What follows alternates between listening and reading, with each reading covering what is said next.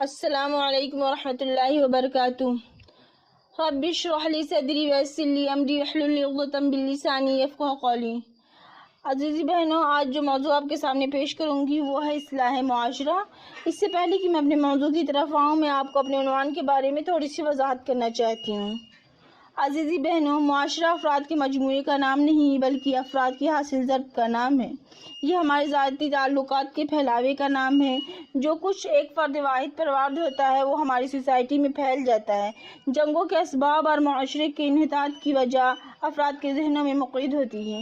اگر ہمیں معاشرے کو تبدیل کرنا ہے تو فرد کو تبدیل کرنا ہوگا، اور اگر ہمیں معاشرے کو بہتر بنانا ہے تو فرد کو ایک نئی زندگی عطا کرنی ہوگی۔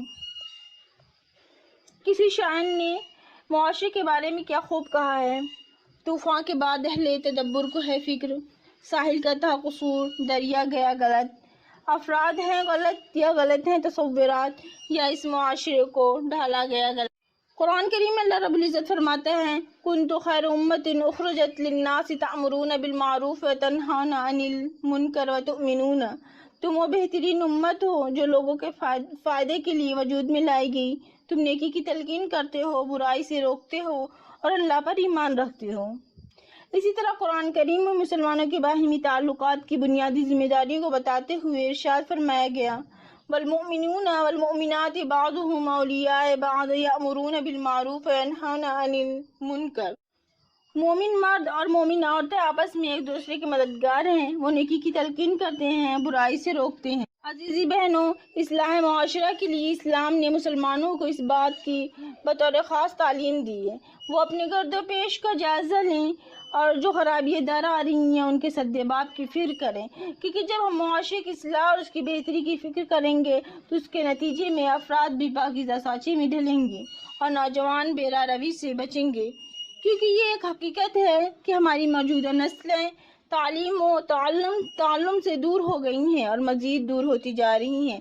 اگر تعلیم کی طرف کچھ لوگوں کی توجہ ہے بھی تو یہ انہماک نسبتاً بہت کم ہے، مزیداں کہ ان کی تعلیم کی رسائی ان علوم تک نہیں جو ان کو اعلیٰ درجے کی خاطر خواہ ملازمت یا عزت سے پرسکون زندگی بسر کرنے کے لیے روٹی، کپڑا اور مکان فراہم کر سکے۔ یہ ایک لازمی مگر افسوسناک نتیجہ یہ ہے کہ یہ نسلیں دنیاوی تگودو اور الجھنوں میں گرفتار ہو کر قرآن و حدیث تو دور ان کے ترجمہ اور معانی و مفاہیم نیز ان میں بیان کی ہوئی تعلیمات سے بھی نابرد ہوتی جا رہی ہیں۔ عزیزی بہنوں، اصلاح معاشرے کا سب سے پہلا زینہ خود اپنی جب تک ہم خود صحیح نہیں ہوں گے، امر بالمعروف نہی عن المنکر کا فریضہ انجام نہیں دے سکتے۔ اس کے بعد ہمارا اپنا گھر، بچے، خاندان کا نمبر ہے، جو کہ ہم ایک پرفتن دور سے گزر رہے ہیں، لہذا ہمیں سوچنا ہوگا کہ نوجوان نسل، خاص طور پر معصوم ذہنوں کو اس بگاڑ سے کس طرح محفوظ رکھا جا سکتا ہے۔ چھوٹے بچوں کو ابتدائی سے اسلامی تعلیمات سے آگاہی دی جائے تاکہ ان کے ذہن برائی کی طرف متوجہ نہ ہوں۔ اس سلسلے میں والدین کا کردار زیادہ اہمیت کا حامل ہے۔ والدین اپنے بچوں کو بھرپور وقت دیں، کیونکہ یہ الیکٹرانک میڈیا کا دور ہے اور ہر بچہ موبائل، انٹرنیٹ وغیرہ سے لطف اندوز ہونا چاہتا ہے۔ کہا جاتا ہے کہ ماں کی گود ہی بچے کی پہلی درسگاہ ہے۔ یہی وجہ ہے کہ نبی کریم صلی اللہ علیہ وسلم بچوں کی تربیت اور ان کی حفاظت کی ذمہ داری ماں کو ٹھہراتے ہوئے کہا کہ عورت اپنے شوہر کے گھر اور اولاد کی نگہبان ہے۔ عورتیں یہ ذمہ داری تب نبھا سکتی ہیں جب وہ خود بھی تعلیمات سے آگاہ ہوں، انہیں معلوم ہو کہ دل کا سکون اسلامی تہذیب اپنانے میں ہے، نہ کہ غیر اسلامی رسومات میں۔ والدین کے ساتھ گزارا ہر لمحہ بچوں کے لیے بہت اہم ہوتا ہے۔ ان اوقات میں بچوں کو الیکٹرانک میڈیا کے فوائد اور نقصانات کے بارے میں آگاہی دیں، وقت کی پابندی کا احساس دلاتے رہیں۔ اس کے لیے بچوں کو 7 برس کی عمر سے نماز کا عادی بنائیں تاکہ 5 وقت کی نماز ادا کرنے سے ان میں وقت کی پابندی کا احساس پیدا ہو۔ بچوں کے دل میں والدین اور بڑوں کے احترام کا جذبہ بھریں۔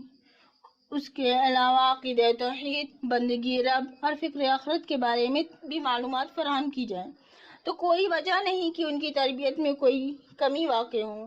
بہت تربیت یافتہ نسل بچپن ہی سے چھوٹی بڑی برائیوں سے دور رہے گی تو ملک میں پھیلی بدامنی انتشار، فرقہ بندی، قانون شکنی، قتل و غارت گری، چوری چکاری، کرپشن کے خلاف بھی آواز اٹھائے گی۔ گھر ایک اچھا انسان اور معاشرے کا اچھا شہری بنانے میں والدین بہت اہم کردار ادا کر سکتے ہیں۔ اسی طرح ہر گھر سکون و اطمینان کا گہوارہ ہوگا اور بچے، نوجوان نسل معاشرے میں بگاڑ کا سبب نہیں بنیں گے۔ ایک حدیث کا مفہوم ہے کہ باپ اپنی اولاد کو جو کچھ دیتا ہے اس میں سب سے بہتر چیز اچھی تعلیم و تربیت ہے۔ آخر میں اپنی بات یہ چند آیتوں میں ختم کرتی ہوں کہ مندرجہ بالا آیتوں کی روشنی میں اگر انسان صدق دل سے یہ مان لے کہ وہ اشرف المخلوقات ہیں، اللہ تعالیٰ کا عرفان حاصل کرنے کے لیے اس کی اپنی ذمہ داری ہے۔ قرآن کسی بندے کا کلام نہیں بلکہ خالق کو کون و مکان اللہ تعالیٰ کا کلام ہے۔ قرآن انسانوں کو سیدھی اور سچی راہ دکھانے کے لیے نازل ہوا۔ قرآن رحمت الہی کا ایسا چشمہ ہے۔ قرآن میں جتنی باتیں لکھی ہیں وہ انسانوں کی بھلائی اور ایک اچھے معاشرے کی تخلیق و تعمیر کے لیے ہیں۔ کسی سماج، کسی قوم یا کسی معاشرے کو مندرجہ ذیل عناصر میں تقسیم کیا جا سکتا ہے۔ فرد واحد، خواہ اپنی ذات یا دیگر افراد، والدین اور اہل خانہ، اعزاء و اقارب، پڑوسی، غربا و مساکین، غیر مسلم افراد۔ خود اپنی ذات یا فرد واحد کسی معاشرے کی تعمیر افراد سے مل کر ہوتی ہے اور ہر فرد کی اہمیت بتاتے ہوئے علامہ اقبال کہتے ہیں، ہر فرد ہے ملت کے مقدر کا ستارہ، ہر فرد ہے ملت کے مقدر کا ستارہ، افراد کے ہاتھوں میں اقوام کی تقدیر۔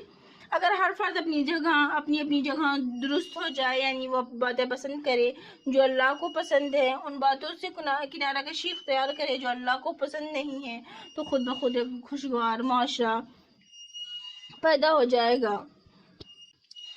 اللہ تعالیٰ ہم سب کو اپنے اہل و عیال اور معاشرے کی اصلاح کی توفیق عطا فرمائے۔ آمین۔